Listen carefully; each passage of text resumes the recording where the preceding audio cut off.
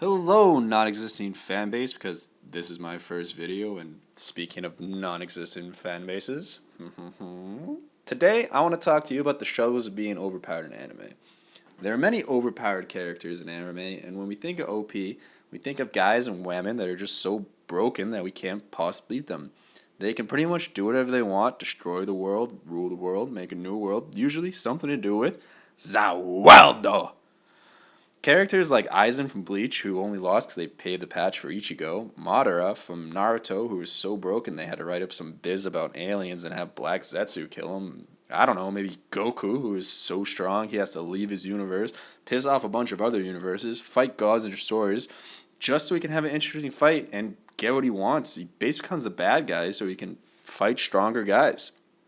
And then there's OP like the Fairy Tail Guild, because their friendship is the most broken power of all, even stronger than a serious punch. And yes, I do think that Fairy Tail could beat both Goku and Saitama at the same time.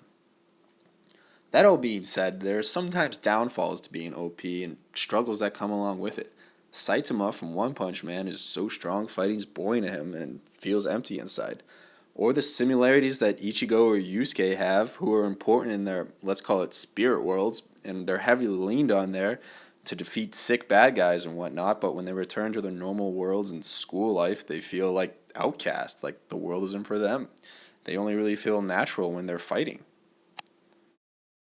So the point I'm trying to make is that being OP isn't always that great, and there are three characters that fit that group of broken with drawback in the manga series Dragon Quest Dai no Daibiken.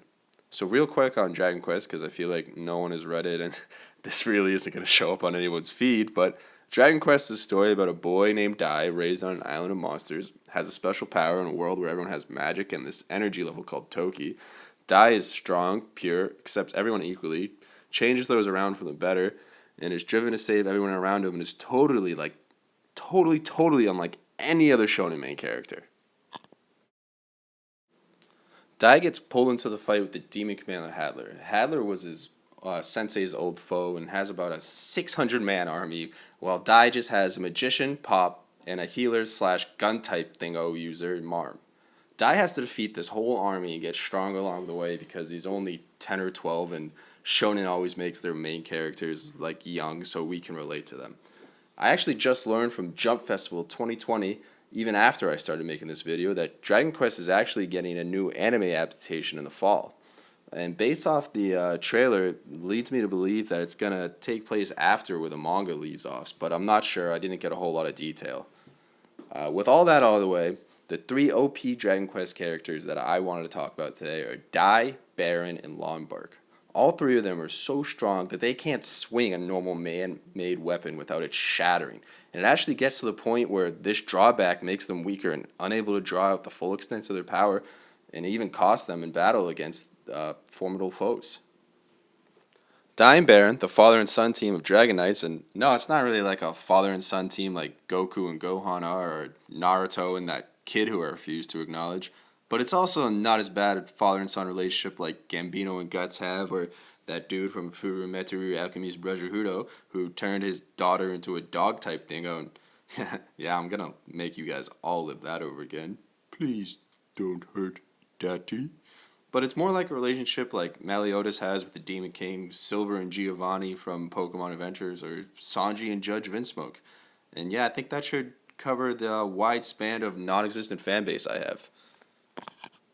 Dai and Baron are both Dragon Knights, a superior warrior being created to keep the three races, humans, demons, and dragons, in balance.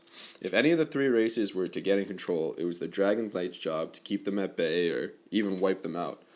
And I bet you can't guess which one Baron wants to wipe out. Not the humans.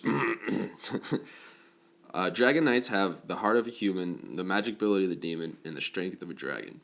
These knights were meant to be far above anything else, and they're the pinnacle of power and strength. When their dragonic aura is released, a crest resembling a dragon appears, and they get a surge of power. And if they're holding like any kind of normal sword or any other normal weapon while they release this aura, it'll shatter and it'll crumble right in their hands. These knights are so strong that there's only supposed to be one of them alive at a time. But, plot armor protects all holes. But in order to have a weapon that works with them, they need something, and I think pronounced Olaholokon. It's a rare precious metal. It's pretty much just like Captain America's shield. It's hard. You can't break it. It's unbreakable. It's stuff like that. And it's the only type of metal that won't crumble and die or Baron's hands. Without the sword, they couldn't defeat most bosses or even pull off their most powerful strashes. After following false leads and entering rigged tournaments and fighting even more demons, Dai finally gets his sword made of Olaholokon. It came from a melted down crown that he received earlier and just completely forgot about until this time. But yeah, he ends up getting the sword and he has a demon forge it for him. And it wasn't easy to get on his hands on.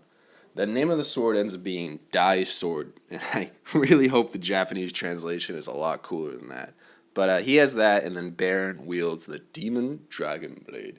Baron is a complete mad lad. He has way too many flexes to count. I mean, in his flashback, you can slowly see his mustache start to grow. Like, that has to be the best development in all of anime. He's the leader of the Demon Dragon Division, or just the Dragon Division, sorry, of the Demon Army that Hadler was over. And he only really joined because they had the same goals at the time. He is way stronger than like Hadler. Don't get that confused. He pretty much flexes on all of them. They're like, hey, Baron, can you take down this kingdom? And he's like, yeah, I'll just bring like 6 dragons. I'll be back in a couple of days. He does that, like, just read Dragon Quest. There's so many flexes, a lot of great fights in it. It's a good time. So the last guy I want to talk about, I think he fits that broken with drawbacks category perfectly, and that's Lon Burke. He is a weaponsmith from the demon race, and he makes like the most powerful weapons in all of the story, pretty much. Like any weapon you come across, it's like, oh yeah, Lon Burke made that one. But he's not only just known as that. He was also a weaponsmith for the Demon King, and he used to be like the best swordsman in all of Demon Worlds. Decades before Dai's time, he made weapons for the Demon Lord, and he decided to leave on his own free will. He's like, nah, this isn't it, fam, and he left. And the president, when he was asked about that, he was like, look, the king can make a knife look strong. It's much more fun to side with the weak. And that is such a flex. When he's on his way from leaving the Demon King all those years, he's stopped by his second in command, gives him a scar in the face, and asks why he didn't dodge the attack. He's like, look, I basically just blew dirt in the Demon King's face for refusing his offer to stay. But this is the only scar you're going to get on me, so get used to it. I'm not letting anything else hit me. The dude is a freaking mad lad. Over 200 years before the story's present, Lon masters the ultimate sword technique, which he calls Sekeiju Jiken. When he first used the attack, not only do his swords crumble to pieces, but the sheer power of the attack forces his arms to disintegrate. And it takes about 70 years from the heal. So when he uses them again in the present to help Dai out, the same thing happens. Arms, swords, gone. And this is the same result after spending 100 years crafting swords for the exact attack. He launches the attack, and his opponent asks, what, are you scared that it's not going to have enough power? And he says, nah, man, I'm scared of the destructiveness of this attack. Neither of us is coming out of this unharmed. The whole reason why he becomes a weaponsmith in the first place is because of this result. He then spends 100 years making swords so he can fight freely and to his satisfaction. He's so frustrated they can't fight at his full extent. He's like Saitama, just bored after killing people with one punch. Lon says, the reason why I spend so much time on the Dai sword is because that trouble resonated with me. The annoyance that a weapon just can't keep up with your own strength. He understands that better than anyone else. Frustrating and not being able to fight at your all. It's just disheartening to see strong characters go through that. But like after losing his arms, he has no other choice. He has to give up doing what he loves and just spends his time drinking. Like, this guy is literally drinking the entire story. Like, after he loses his arms the second time, one of the kids is like, you know what, Master Lon? I will be your arms. And the kid's like, all right, here's your first task. Open that liquor bottle for me. Like, this is what he does. He drinks and he crafts weapons. Look, my overall point in this video that I'm trying to make is that being OP just isn't always that great. It has its downfalls and it has its drawbacks, and it can often have characters feeling like empty shells of themselves, and brings depression out too. We see this a lot in anime. In my opinion, it kind of makes for a good character, and I kind of like seeing it, whether it's Saitama beating an impossible foe with a single punch, Goku looking for his next challenge, or Aizen creating the perfect rival. Being OP can be frustrating. It can bring down a lot of powerful anime characters. Well, I know no one's watching this, but if anyone does happen to find it, if you like it, give it a like. Maybe I'll make a new one. If I get it in any non existent subscribers, I definitely will. Alright, peace out, guys.